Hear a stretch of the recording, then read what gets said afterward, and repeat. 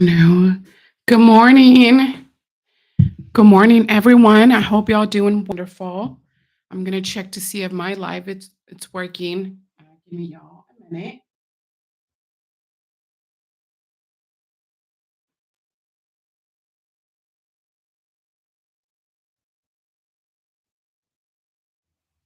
Awesome. It does look like it's working, so that really makes me happy. There's actually been time where um, I come to find out that my live is not working or that nobody can hear me after like 30 minutes of being in here. So I'm verifying it and it seems like it is working. So good morning, everyone. I wanted to jump in. I wanted to see if I can keep things a little bit more consistent with my lives and with videos and so on. I know sometimes the days that I post, I have not specifically picked one certain date, so it's whenever I get the chance and I post one up. And so I want to keep it more consistent with my lives. But I wanted to jump in first, say good morning, second, give a little bit summary, a rundown of last week interview that I had with John. If y'all have not seen it, I'm gonna post it somewhere in the link or somewhere above here. I advise you go and check it out. I think it was really good for people that are losing hope or lost hope, or they feel like, okay, I've been praying for a very long time and nothing has been going on and God is not listening to my prayers. I think it's really good to get information from someone that went through that same thing. Someone who was an atheist and you know was angry at the whole religion matter. And was eh, had addictions, and the day that he received God a little bit into his life, it wasn't like he completely accepted the whole um idea of Jesus. It was more that was just the beginning of his life changing. Like you said, it was a crack, right? And it was an opportunity for love to go in there and for his faith to grow. And that is the most important thing. I'm a definitely believer that you don't have to completely believe in God in one day and then that's it. It's a it's a journey. It's a every single day. It's a day to day. It's like a gym. You go to the gym, you work out, and then you grow muscles when you have kept it consistent. Now, you don't just immediately change and become a bodybuilder in one day. It takes a very long process and it takes discipline, right? Not just going to the gym, but as well as making sure you're eating the right thing to, grow muscles or whatever you're trying to do in your body.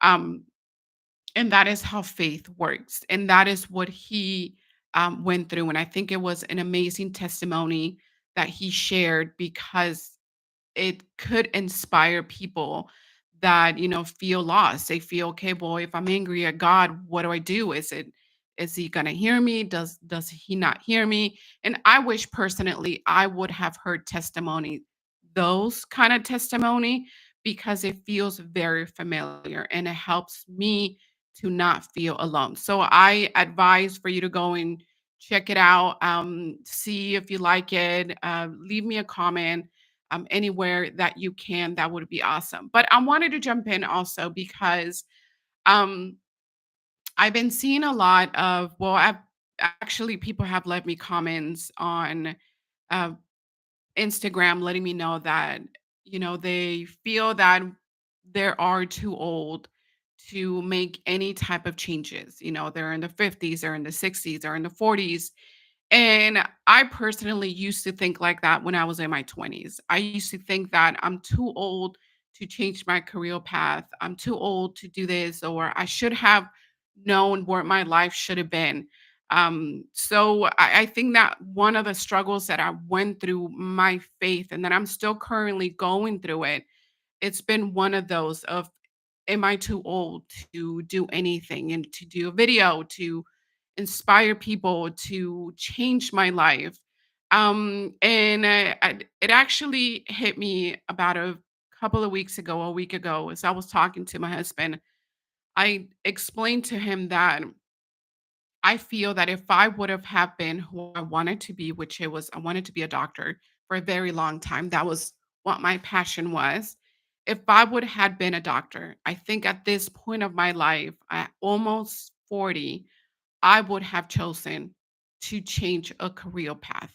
I don't know why for me, I feel this desire that I would have had something completely different if I would have had stuck to the medical field, if that makes sense. It's just something in me says that. So I feel that I'm at that time of my life where I'm choosing differently for me, not anymore because of what I learned or the fears or, what the parents teach you. I'm choosing to do something for me because I want to grow and be better. At some point of our life, we become what our parents taught us, what society's taught us. But then at some point of our life, we need to wake up and say, okay, do I really want to do this for the rest of my life? Do I want to complain for the rest of my life? Do I want to, what do I want to change? And you have to change. If your person just feels comfortable with one spot and not growing, then you can't complain about it. And if you're going to complain about it, then you have to do something about it. And being too old, saying that you're too old is definitely, I feel to me, it's an excuse. And I like to say, if you're breathing, then that means God is not done with you. If you still have a heartbeat, then God is not done with you. So your mission while you're still here, it's to become the better person that you can be. Now, you might not know it on the spot, but as long as you're moving and as long as you're doing something with your life, it's going to direct you to where you need to be. Now, I hear a lot of people saying, well, this is going to be your purpose. This is what you have to do to unlock your purpose. As you get older, your purpose changes. If you're in, if you're 1 to 10, then there you have one purpose. If you're from 10 to 18, 20, then there's a different purpose. There's different purposes in life. Do not just get stuck with trying to find that one thing that is going to be for the rest of your life. Because if you're in your 20s right now, or if you're listening and you're in your 40s or 50s, I mean, your purpose changes. You either became parents, things changes. So what you are right now, it's going to be different than what you will be later on. And I want you to remember that. Don't just get stuck on the wanting to be one thing for the rest of your life because it does not work that way. Life does not work that way. I have one comment. It says, "Everyone, please hit the like button." Oh, thank you so much. I appreciate it. Yes, please. I appreciate it. If y'all can, if you like this content, definitely, I want you to stay all the way because I think these are some very good topics that I picked up along the way from being, people leaving me comments on Instagram or me seeing the desire of wanting people for me to help them out. I actually did a little research and, and I looked into what are people the most stuck on right now. And their main thing is to constantly find their one purpose to keep going. And that right there, I think it can make you lose yourself because you don't realize that life constantly changes. So you're not going to ever be the same person. Excuse me, sorry. I have some allergies here in Texas. It's been raining, if y'all have heard. We've been having some really crazy weather. Excuse me.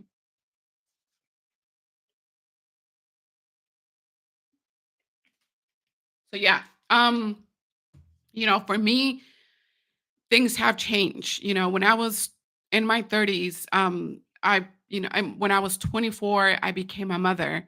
And my life changed. And when I became, when I had 30s, I became a medical coder. I always loved the medical field. Like I said, I wanted to be a doctor so bad, but things happened along the way that my life changed. And I don't regret any minute of it. But I do feel that my life for almost 10 years, I love my coding world. I love to hear diagnosis, medications, and why things were happening in the body. But right now at almost 40, it started hitting me a lot louder that I needed to do something different. Because I felt that what I was doing no longer had a purpose. I didn't feel I was helping anybody out.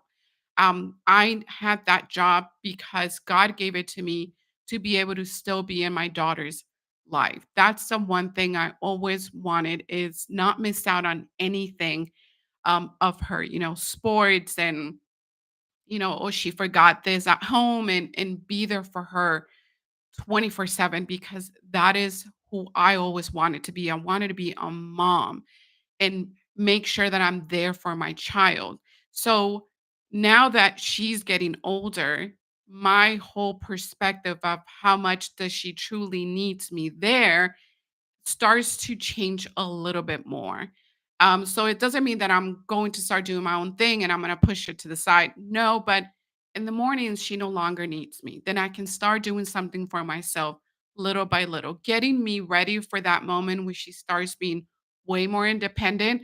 I'm filling something up with something that I love, so I don't get to miss her so much, because I do feel that I'm gonna miss her so much.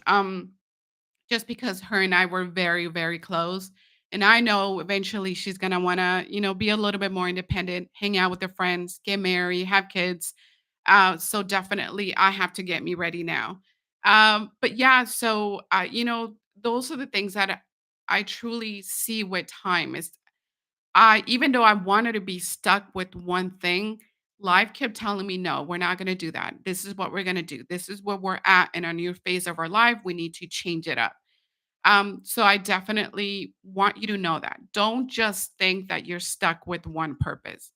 Your life changes and you have to go with it and you have to roll with it. You have no choice. No choice at all.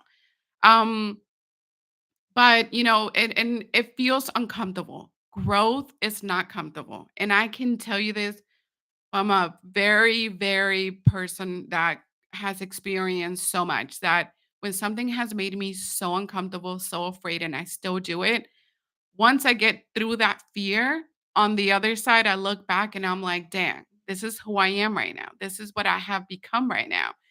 Moving from one state to another state, it was super scary for me. I really felt, I heard people saying, "Oh, she'll be back in 5 years, so she'll be back in 3 years, or in less than a year." And I was afraid that that was actually going to happen because I miss home. I miss my mother. I miss my sister. I miss the fact that she was having a baby and I wasn't there. So a lot of fear came to my heart. But, a year passed by after that. My mom moved in to, she moved to Texas, and that calmed me down. And then my sister shortly after wanted to move. So I felt like it was here that we were meant to be this whole time. So although that change was hard during that year that I was here alone, I mean, I cried. I was so sad that my one day my husband said, "Okay, just give me a full year. And if you're still sad, we'll move back home." And I was like, "Okay, then let's do it." And I really thought we were going back to California. But immediately God gave me, my mom, my family, my sister, and it made me feel that I'm not going to go anywhere. That this is where I'm meant to be. And although that road and that path was hard, I feel so blessed that one, my husband gave me that opportunity of wanting to go back. If I wanted to, we would. Second, he worked really hard to have us and to do everything he's done, what we have right now. And then God blessing me with having my mom and my sister here. So I'm definitely looking back, I'm just like, okay, what a fool. I was crying. I was so sad, but all these great things were going to happen. But that would not had happened if I have not had felt uncomfortable.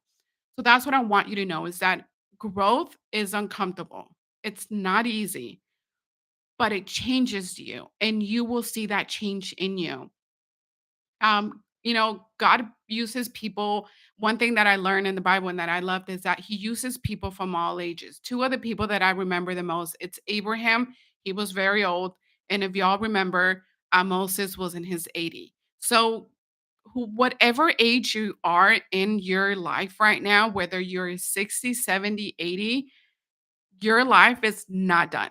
God still will use you and he is using you at the moment for something bigger, and I know that it could be to change somebody's life.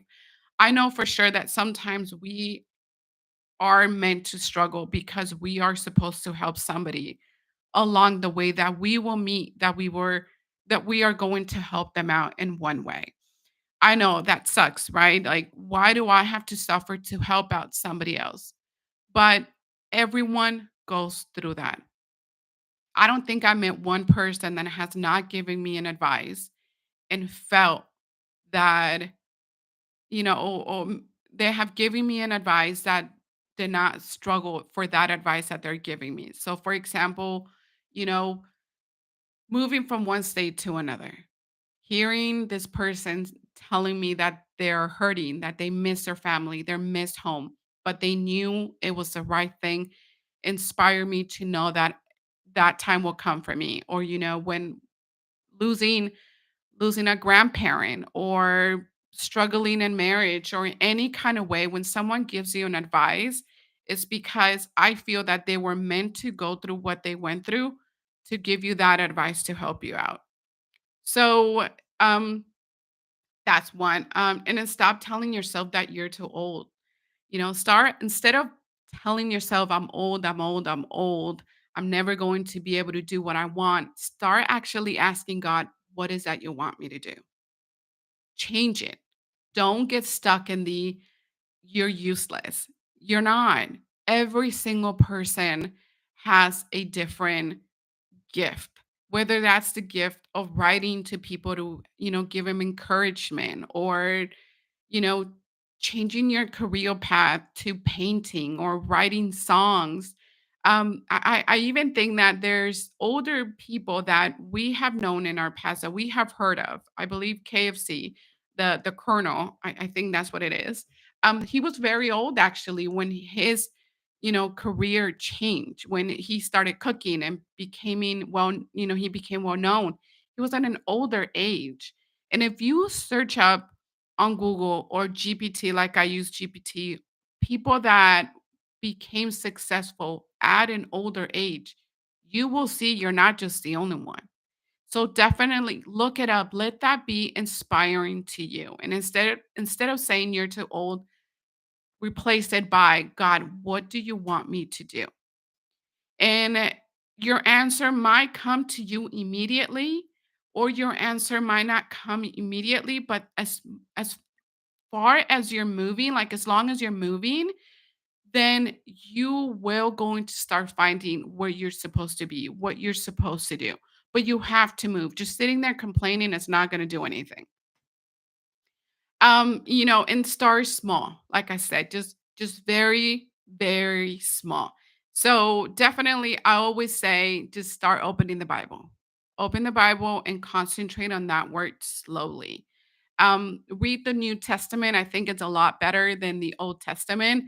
The Old Testament sometimes can be a little scary, so definitely start with the New Testament, but start that way. Let that be your first thing in the day. Now, read a small little verse and then walk with that verse. It doesn't have to be the whole chapter, just something small, and get that into a routine. And then slowly then start planning your day, what you want to do.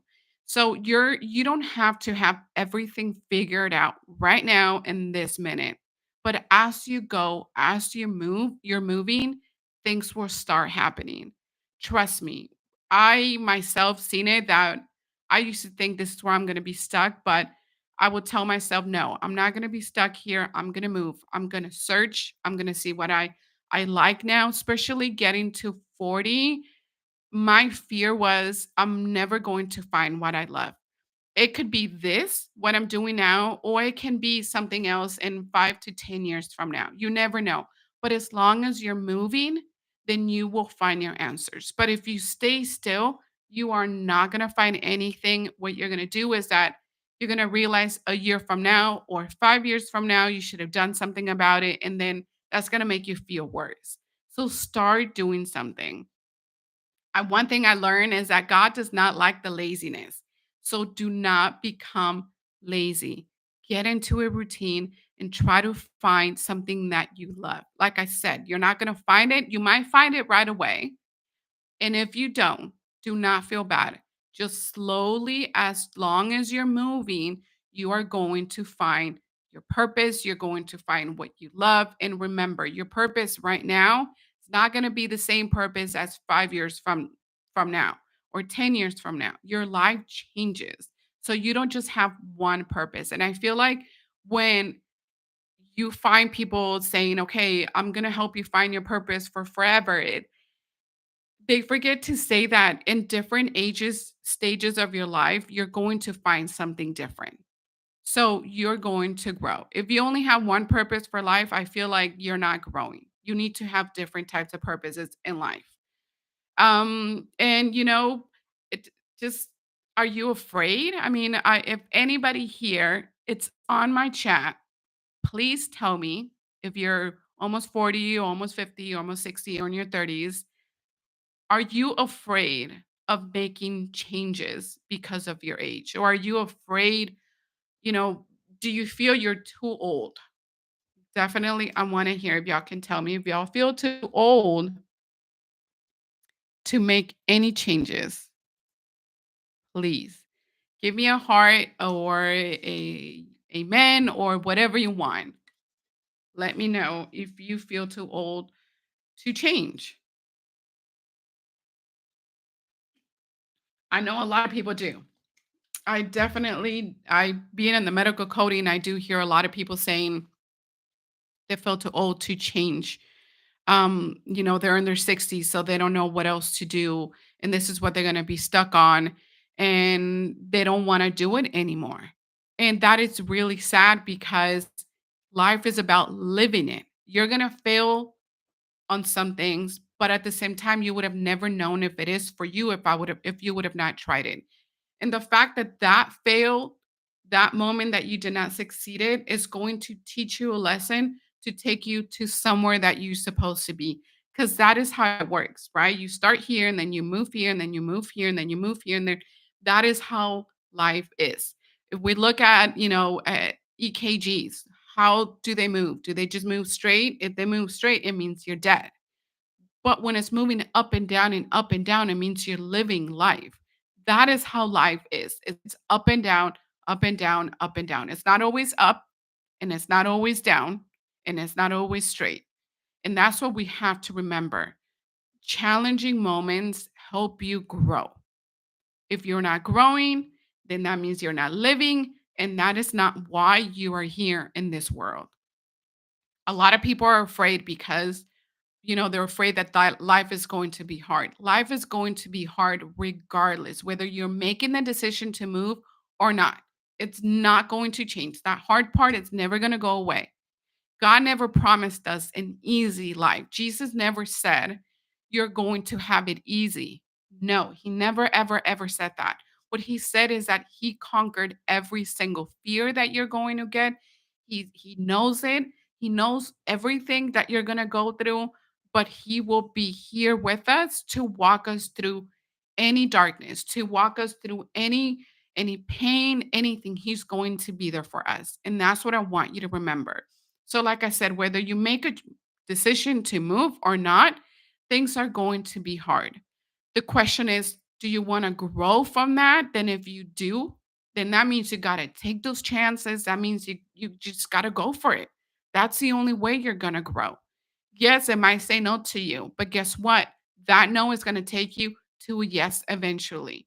And then when you get to that yes, you're going to look back and you're going to say, wow, I'm not that afraid anymore. I can make these choices. I know where I'm supposed to be. So don't just sit there. One, feel that you're too old. Two, don't let fear get to you if you're making a choice. Whether you're super young right now, you're in, teens and or you're in your 20s and you feel that you're scared of changing a career, just don't be. Don't wait another 5 years. Don't wait another year or another day. Make a choice and start moving. That is important. But okay, so I want to ask another question. I definitely want to jump and try to keep things a little bit more lighter for all the women out there, or anyone that it's raising kids, whether you're a single dad or a single mom, or a single or a grandparent taking care of your grandkids. I This is another topic that actually was important to me, that I saw people asking on Instagram, and it was about raising kids in a family. I mean, raising kids in faith. Um, this actually, it was really touchy to me because I have a child, and I always wanted her to be, you know, raised with a strong faith. For me growing up, I knew there was a Jesus. There was not much about let's read the Bible, let's have a relationship. It was more about there's Jesus, he loves you, he's something greater than you. That idea, which it was amazing. But with my kiddo, I'm doing it differently. I'm choosing to have Bible studies with her, just her and I, or allow her to have that on her own so she can have a private moment. I want to build something differently for her and always remember the word of God whenever something hard comes along. Just because I know for me, when I go through a struggle, remembering the word of God helps me to get through those times. So definitely let's talk about this because people don't know how to do it. They don't know how to get started. I know that school sometimes, they can be the reason why kids are not growing in faith. And I know that it's challenging. For me, I want to be able to have a way for my daughter's school to go back to having, a Christian club kind of thing, seeing the way, because there's a lot of kids that want to be around God. They want to know about God. They want to be surrounded with people that believe in what they believe. And I think that's important, that our new generation, and I'm seeing a lot of that on YouTube, a lot of younger kids are talking about the Bible. And that is a beautiful thing. We need kids like that. They're inspiring. They have, fresh ideas. And I think that you should not feel bad if you're having your kid, grow up in faith, be there with trying to get to know who is God. That is definitely important. Don't feel bad. I know that for my kid, they were always told, to not bring politics or religion into the school, but yet there were certain topics being talked about that I did not agree, and they should have never, allow that to be said. But I told her, just don't let that bring her down, and if she gets in trouble in school just because she says something about God, then leave that up to me, that I will take care of it, because it shouldn't be a problem if a kid wants to talk about Jesus. It shouldn't at all. I mean, we talked about a whole bunch of other things. God should not be the reason why somebody should get suspended or in trouble.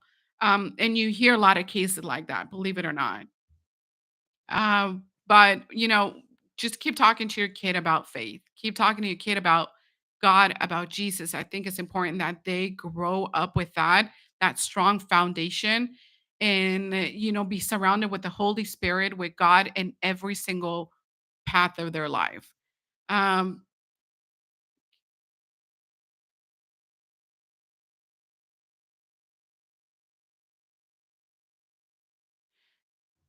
So one thing that and I'm reading, these are comments that I have, you know, put aside, from people leaving me on Instagram. It says, how can I show my kid, no fakeness and trust in God?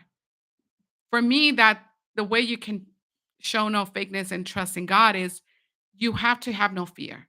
Your kid will pick up in what you are doing. So if you're showing fear, then your kid is going to be fearful. You have to be bold when you talk about the word of God. Whatever little knowledge that you have of Jesus, you have to be bold and you have to show that to your kiddo so they can themselves take that to school and do the same. That's to be honest with you. You're saying something is different than you actually giving that example to them. You have to show it so they can learn it. So that's the best way for you to go. Show them that we mess up. We mess up as a human being. We're not perfect, but the grace of God is what it's the most beautiful thing. He forgives us. He sees our heart. There's one thing of saying I'm sorry and doing it again and thinking that you have the grace of God no matter what. That doesn't work like that. Because God sees your heart and he knows in that moment that you're not truly sorry. So you will not have his grace. But when he sees your heart and he sees that you're truly sorry that you messed up and you meant it, that you were sorry, he will see your heart and there is grace. So I think that grace it's important. Like I said, it's by example. Your child will lead by example. Give me y'all a minute. I'll be right back because I think something is going on with my life.